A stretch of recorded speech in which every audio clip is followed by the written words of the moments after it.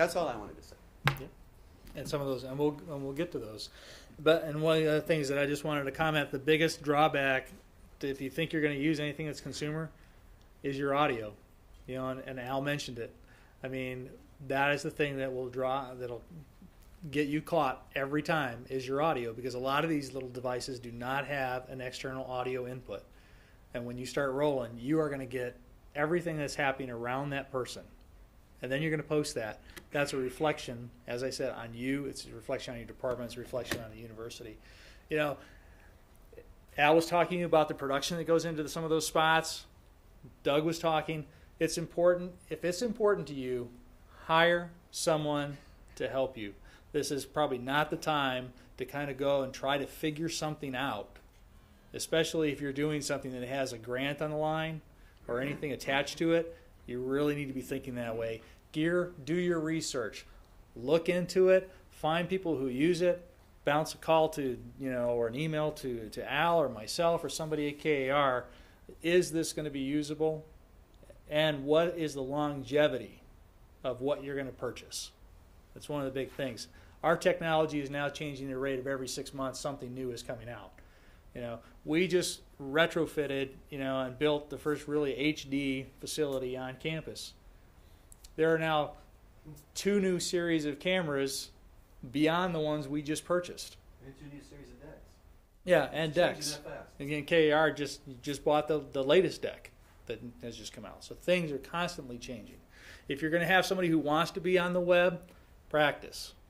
Test it out. Make a test recording. Put it up on a website that nobody else sees. Put it up there. Put it private on YouTube so you can actually see what happens. You're going to see if your aspect ratio is off, if your audio is not coming through clear, do that. And the easiest one, if it looks bad, it is. Okay? If it looks bad, it's going to be bad, and it's only going to get worse. Because when you upload it to YouTube, YouTube is actually going to start to compress that. And other people, when they start grabbing it, and if they're recompressing it, it's just going to go downhill from there. And I can't emphasize enough, if you're going to be on camera, if you're going to want to do this, you have to be practicing. You have to know the craft. You have to know the equipment. You have to know the technology as you move along. On YouTube, I know Bill was going to touch on it, but there is a spot on YouTube that does give you a lot of YouTube handbook about shooting a couple things, some basic tips. You can check that out. I mentioned the UR YouTube, and as Jim said, MPEG. This is what we came up with. Al and I, we looked at a lot of different things. We tried, H.264, some different things.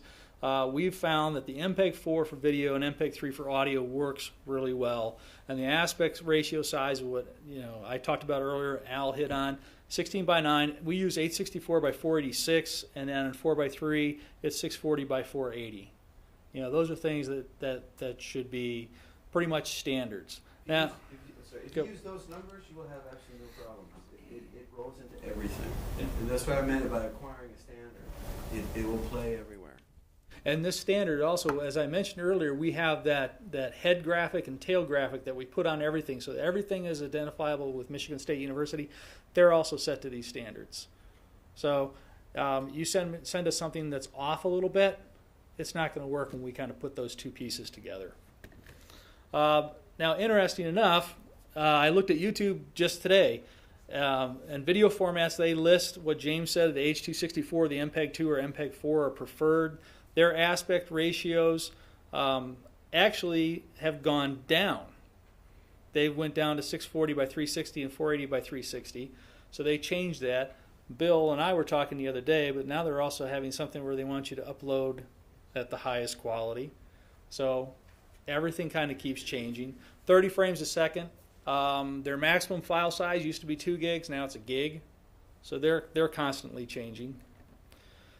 And just interestingly enough, since we're having this discussion, I just got this video, web video, and you can go get this online.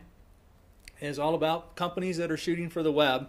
And right in the middle of the article, there's the bad news. There are no agreed upon standards for resolution, aspect ratio, or anything else. Okay.